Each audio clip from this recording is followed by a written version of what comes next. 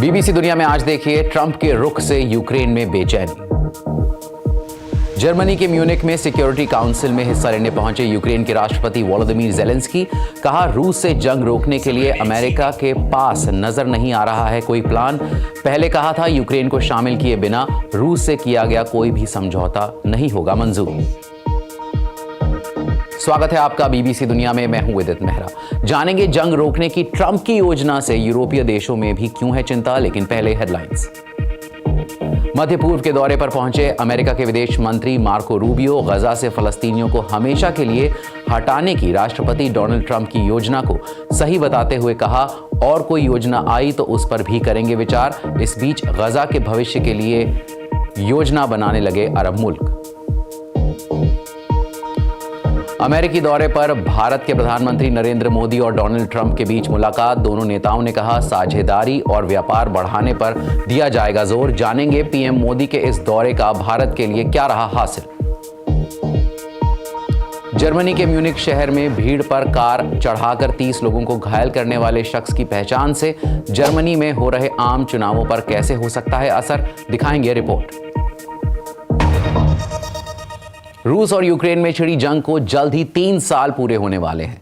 हर कोई चाहता है कि ये जंग रुके। इसके लिए अमेरिका समेत पश्चिमी देशों ने यूक्रेन को हथियार और आर्थिक मदद दी और रूस पर कड़े प्रतिबंध लगाकर उसे अलग थलग कर दिया।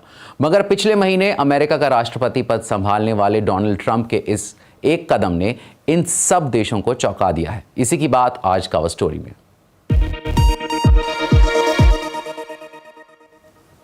अमेरिका के राष्ट्रपति डोनाल्ड ट्रंप ने यूक्रेन में जंग खत्म करने के लिए रूस के राष्ट्रपति पुतिन से सीधी बात की थी।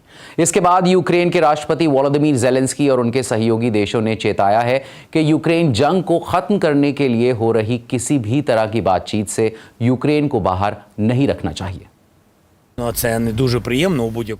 आप जानते हैं कि हम यूक्रेन और यूरोप के लोगों को जानते हैं। इसमें सबसे ज्यादा अहम है यूक्रेन और यूक्रेन के बारे में यूक्रेन के बिना कुछ भी नहीं किया जा सकता। अमेरिका के साथ नेटो में उसके सहयोगी देश भी पुतिन और ट्रंप के बीच हुई बात पर अपनी राय रख रहे हैं। देखिए कीव से बीबीसी के अंतर्राष्ट्रीय संपादक जेरेमी बोवेन की ये रिपोर्ट। ये झंडे जंग में मारे गए यूक्रेनी सैनिकों के प्रतीक हैं। उनके परिवार वालों ने कीव में ये मेमोरियल बनाया है। ये तस्वीरें उन लोगों की हैं जिनकी जान उस जंग में गई जो पुतिन ने शुरू की थी। अब इस जंग को रोकने में भी उनकी भूमिका हो सकती है, क्योंकि ट्रंप उन्हें फिर से सामने ले आए हैं। All of this is the reason why President Trump might find it hard to persuade. यही वजह है कि राष्ट्रपति ट्रंप के लिए यूक्रेनियों को किसी बुरे सौदे के लिए मनाना या धमकाना आसान नहीं होगा। यूक्रेनियों के लिए ये बलिदान का अपमान होगा। ये साफ है कि पुतिन सिर्फ ऐसा समझौता चाहते हैं जिसमें यूक्रेन को आत्मसमर्पण करना पड़े। बात सिर्फ यूक्रेन की जमीन कब्जाने की नहीं, बल्कि उसकी हैसियत को खत्म करने की भी है। It is about breaking Ukraine's capacity to act as a sovereign nation. यहाँ से बहुत दूर वॉशिंगटन में डोनाल्ड ट्रंप फोटो डिप्लोमेसी में मशगूल थे। उन्होंने रूस को खुश करते हुए कीव में खलबली मचा दी। इसलिए शायद अब वो यूक्रेन के लोगों को भरोसा दिलाने की कोशिश कर रहे हैं, जिन्हें डर है कि ट्रंप व्लादिमीर पुतिन के साथ बैठक में उनके देश का भविष्य तय करना चाहते हैं। We would have Ukraine, we'd have Russia, and we'll have other people involved too. A lot of people, a lot of forks in the, a lot of forks in this game. I'll tell you what, this is a very interesting situation, but the Ukraine war has to end. इससे पहले Belgium में अमेरिकी रक्षा मंत्री ने NATO की meeting में हिस्सा लेकर राष्ट्रपति ट्रंप के संदेश को आगे बढ़ाया था। उन्होंने कहा कि बस ट्रंप ही हैं जो ये समझौता करवा सकते हैं और यूक्रेन रूस में बढ़ती दूरी को पाट सकते हैं। उन्होंने ये भी कहा कि यूरोप को डिफेंस पर खर्च बढ़ाना होगा। This administration believes in alliances. अमेरिकी प्रशासन साझेदारी पर पूरा यकीन करता है, पर आप ये सोचने की गलती मत करिएगा कि राष्ट्रपति ट्रंप किसी को भी अमेरिका का फायदा उठाने देंगे। Uncle Sam into Uncle Sucker. मगर बुधवार की रात कीव में कुछ ऐसा मंजर था। रूसी मिसाइल हमले में एक नागरिक की मौत हो गई और कुछ घायल हो गए।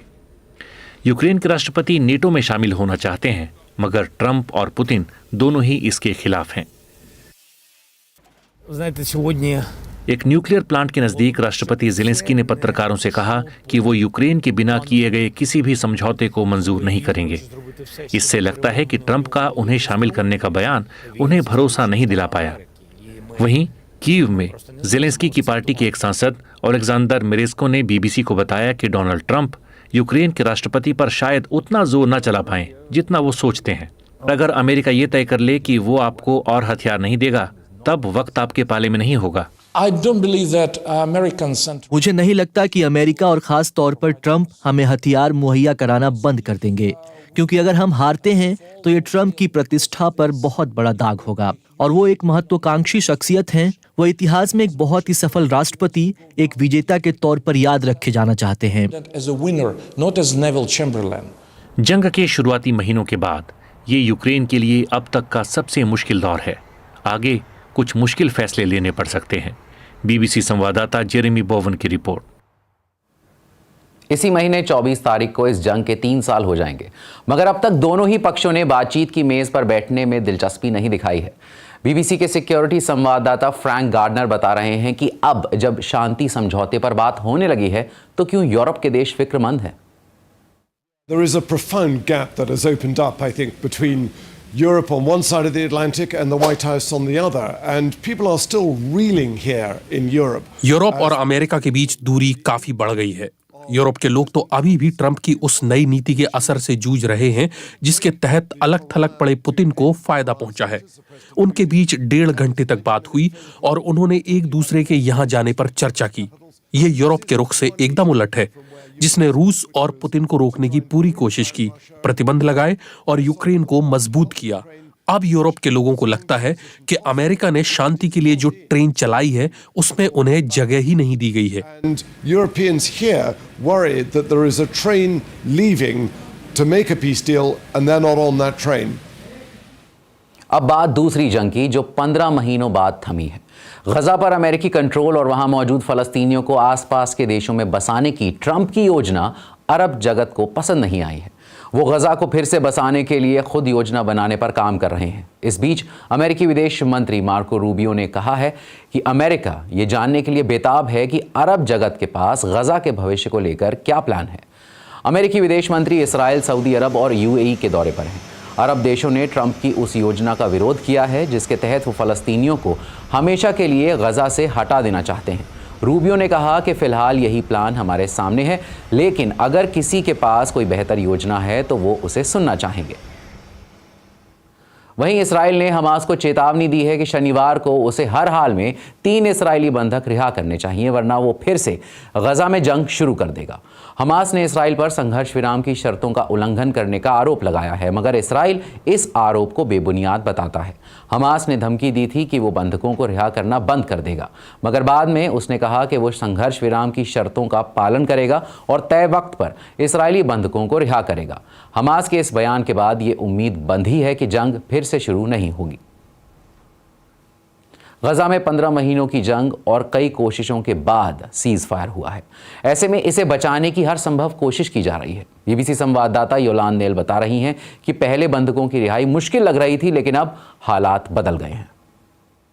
The tense wait is now on once again.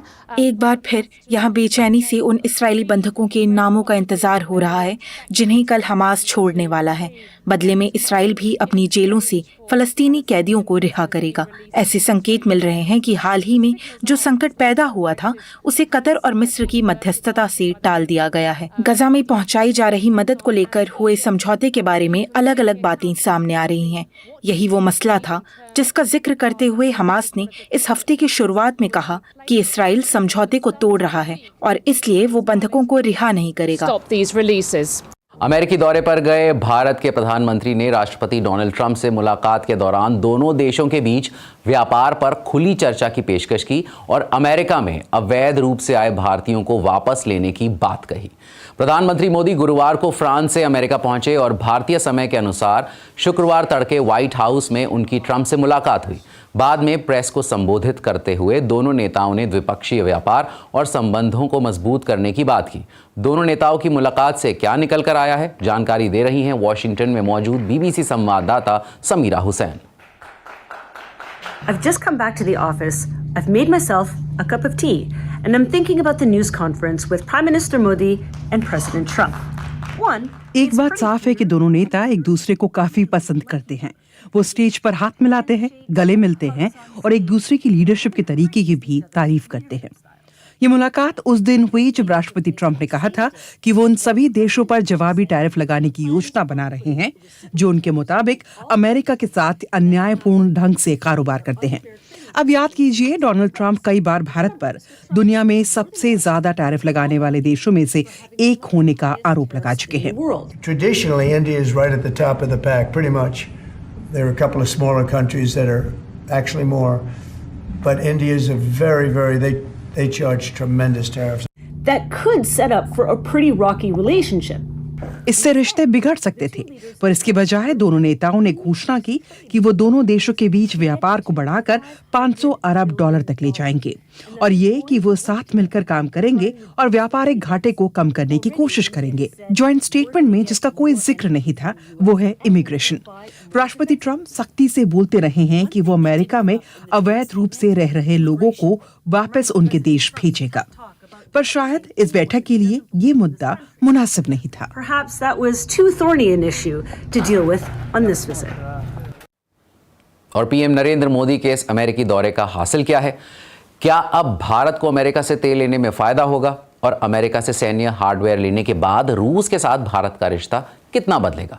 इन तमाम सवालों के जवाब हमने जाने अमेरिका में भारत की राजदूत रह चुकी मीरा शंकर से, जिनसे हमने सबसे पहला सवाल पूछा कि इस दौरे का सबसे बड़ा टेक अवे क्या रहा। इस अमेरिकी दौरे का सबसे बड़ा टेक अवे ये है कि एक प्रश्न था कि ट्रंप 2.0 जो है, ये जो हमारी सामरिक साझेदारी है उसको आगे बढ़ाना चाहेंगे कि या अपने जो राष्ट्रीय मुद्दे हैं जैसे इमिग्रेशन या टैरिफ्स उन्हीं में ही उलझे रहेंगे। तो इससे ये साबित हुआ कि हाँ, यूएस के लिए भी जो भारत के साथ सामरिक साझेदारी है वो महत्वपूर्ण है। दोनों देश तैयार हैं एक तरीके से एक रास्ता निकालने के लिए कठिनाइयों से और बड़ा दृश्य मन में रखते हुए आगे चलेंगे। ट्रंप और मोदी के बीच जो बातचीत हुई, क्या वो भारत की टैरिफ की चिंता को कम कर पाई? कम तो शायद अभी नहीं हुई है क्योंकि बातचीत अभी होनी है। ट्रंप ने जो रेसिप्रोकल टैरिफ्स का नोटिस दिया और वो रेसिप्रोकल टैरिफ्स 1 अप्रैल को ऑटोमेटिकली नहीं लगेंगे क्योंकि बातचीत चलेगी। और अब अमेरिका से भारत ज्यादा तेल, गैस और सैन्य हार्डवेयर खरीदेगा। मैम, क्या तेल और गैस उसे बाकी जगहों के मुकाबले अमेरिका से सस्ता मिलेगा या फिर महंगा? ये अभी कह नहीं सकते क्योंकि वो जो भी बातचीत होगी और जिस दाम पे वो बेचेंगे वो देखना पड़ेगा भारत को। ऐसा तो नहीं है कि भारत बहुत ज्यादा महंगा तेल और गैस अमेरिका से खरीद सकता है।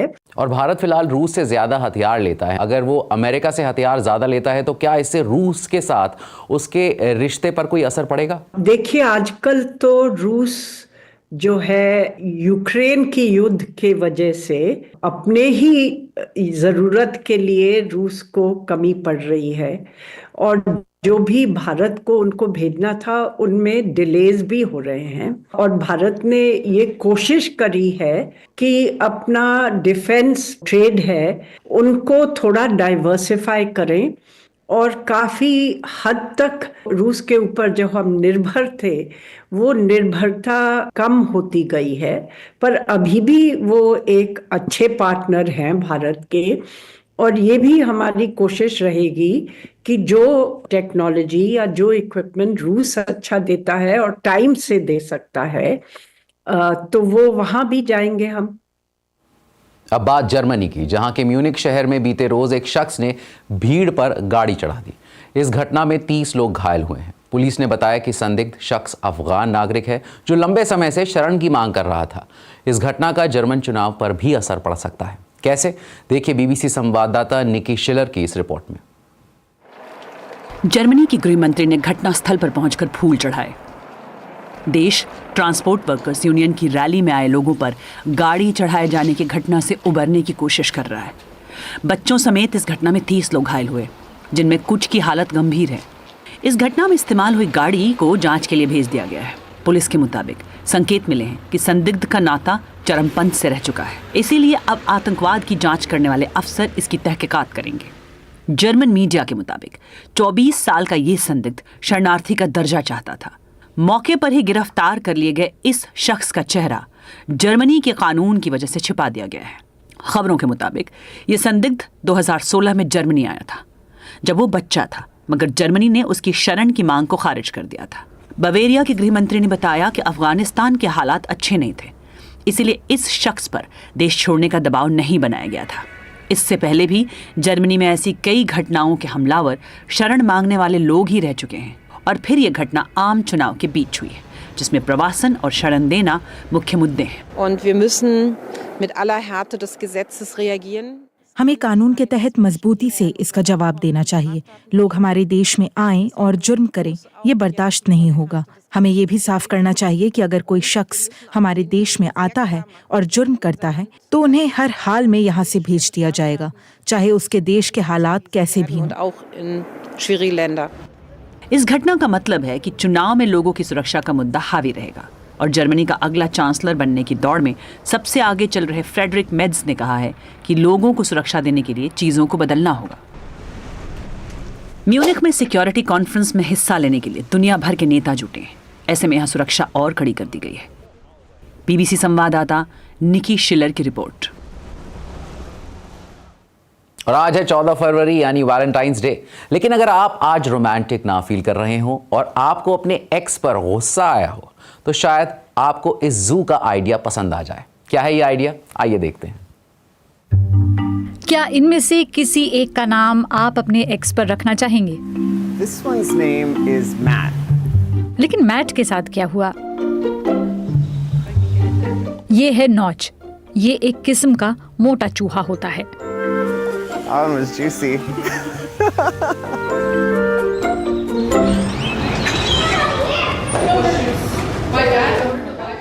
इस वैलेंटाइंस डे पर टेक्सास जू ने एक अनोखा आइडिया निकाला है। Once you do that, we will feed it to an animal. जैसे ही आप इनका नाम रखेंगे, हम उन्हें जू के जानवरों को खिला देंगे। लेकिन इसमें अब बस थोड़ा सा ट्विस्ट है। Hey guys, ready for some X's?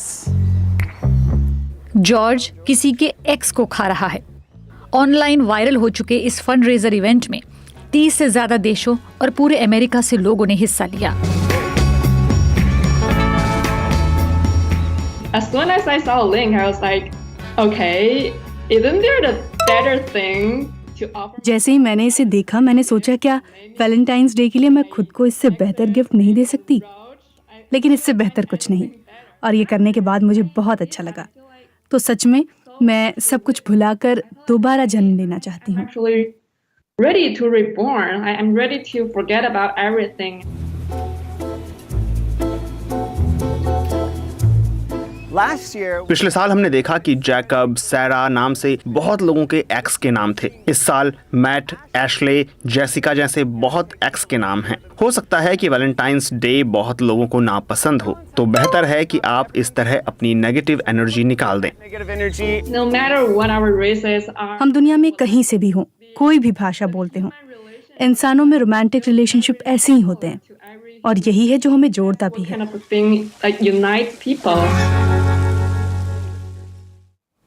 तो आज के लिए इतना ही। बीबीसी दुनिया के साथ हम सोमवार को फिर हाजिर होंगे।